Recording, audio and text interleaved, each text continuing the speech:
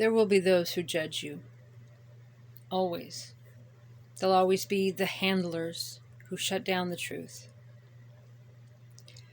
Such as all the systems of mankind. The doctors, the police, the social workers, the judges, the teachers, spouses. There'll always be an energy to come in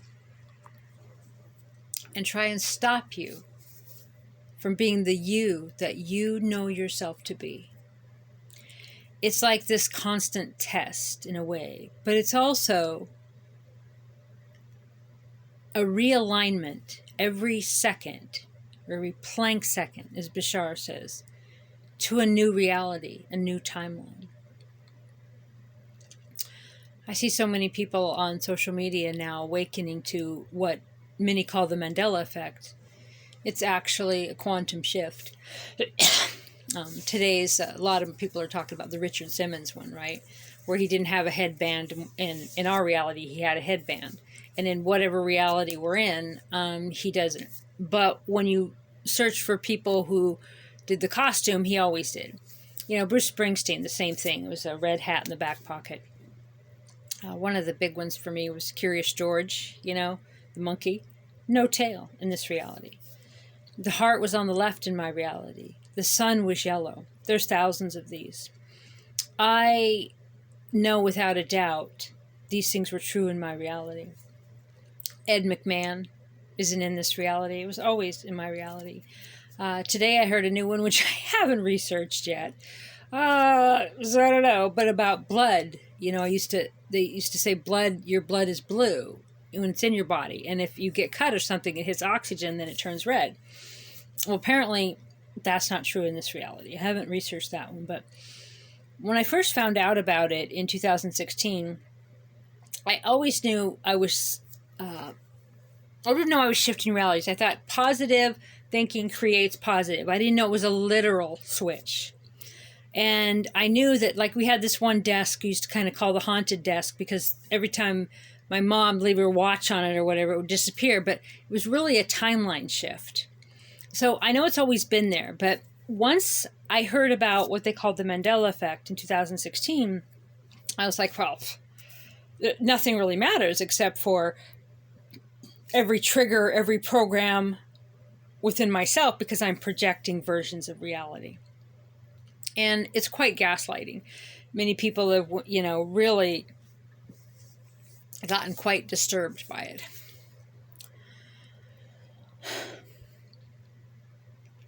My thinking was, I know for sure I switched realities. I'm not going to be gaslighted.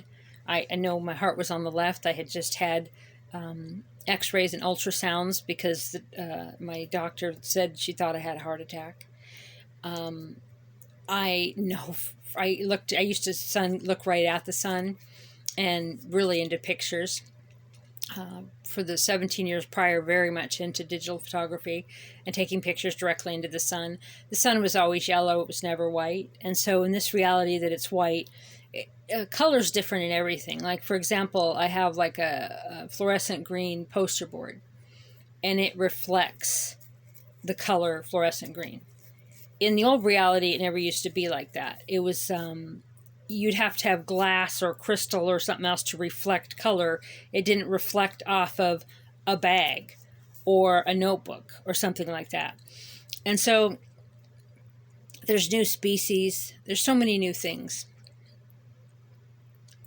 And so I know that I can shift to my preferred reality, but I first have to believe. I have to examine every trigger, every program, every belief of who I am, and fully embrace that I am not a victim to anything that comes my way, but that I have created everything that is in my reality by my thoughts and my belief.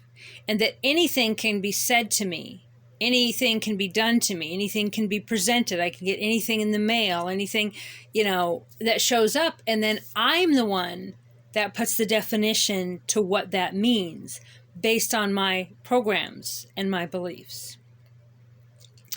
And I've been working on this my whole life. I've had visions since I was a child, talked to spirit, channeled information. I've studied spirituality in every aspect. I've studied, I grew up studying the Bible through Jehovah's Witness stuff, my grandma, and I channeled and was a psychic as a child. Freaked people out around me, so I didn't embrace it much. After the first few things I said to people that were going to happen and it freaked them out, I didn't do it anymore. I was presented with what's called, New Age information at like 15. So Keys of Enoch, all the Pleiadian information, Bringers of the Dawn, Barbara Marciniak. Later in life, Bashar, but the Cryon book 1, I read book 1, and then I went to a couple of Cryon channelings, really resonated with Cryon information. And I didn't understand the aspect or the concept of parallel realities or timeline shifts, or that I could do it or was doing it, and that I was shifting based on my belief, and that I had to get rid of all of my triggers and beliefs on so many things, and that in which stuck in my DNA from my ancestors, removing that in order to shift to a preferred reality. And Bashar's formula is, perfect for that. You shift your preferred reality by following your highest excitement in every single moment. You got choices presented to you. Which one really feels more exciting? One does. And it could be a right turn or a left turn. It could be what you're going to eat. It could be what you're going to read. It could be what you're going to do that day. It could be decisions big or small. It's about one of them feels more exciting. And when you choose the exciting thing, you create and allow that frequency of excitement, and that draws more to you of that same frequency. And so it kind of goes in increments. And when you do things like you don't prefer, like say someone invited you to a barbecue and you don't really want to go, but you go because that's the version of them. That's the version of you they want. They want you to go. They want you to do something you don't really want to do, to support them, to love them, to, whatever manipulation it is. The thing is that if you don't really want to go, and it's not your highest excitement of what's before you of ideas to do that particular day, then you're creating a frequency in your field that draws more mediocre to you, draws more things to you that you have to do and that you don't want to do, and draws to you more of a reality that is one that you don't prefer to live in.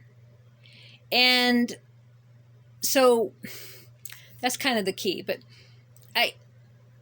as I watch more and more people awakening to timeline shifts that are so dramatic, I've met people that they walked decades down this road and nothing was there in the field, and then all of a sudden there's a house that's been there for 40 years. Really dramatic things that will just appear. I've had certain fork or object on the counter. I turn around, I turn back, it's a totally different object. And then people will gaslight you and, oh, you're just crazy, or you didn't see, or and there's thousands of them. So you really have to pull back from other people's reality. Pull back from other people's version of you, who they want you to be, who they need you to be, the constant and continual handlers that are going to bring you into their reality. You have to trust yourself. And it really is a lonely road right now, but it's not really lonely. It's more like it's alone. So you don't have a partner that you're constantly, is your handler that you have to bring you to check. Did you do this? Did you drink your water? Did you walk? Did you talk? Living in a way where you're 100% you. That's the only way you create and draw a reality to you that you really want to live in. As some people, they call it love, but really you're just kind of bitching at each other all the time to be somebody you're not. And if you have anybody in your life, and remember, all my spiritual teachings are about adult children, never the children, but if you have any, even your children, anybody in your life that is pressuring you to do something, that is saying, I'd like you better if you did this, right? I'll approve of you. I'll allow you to be in my life if you're this way or that way. Be your true self. And that's what will lead you to the reality that is one you really want to live on. Don't be other people's version of you. The more you do that in the little things, it adds up to the big things. Peace and love. Bye for now.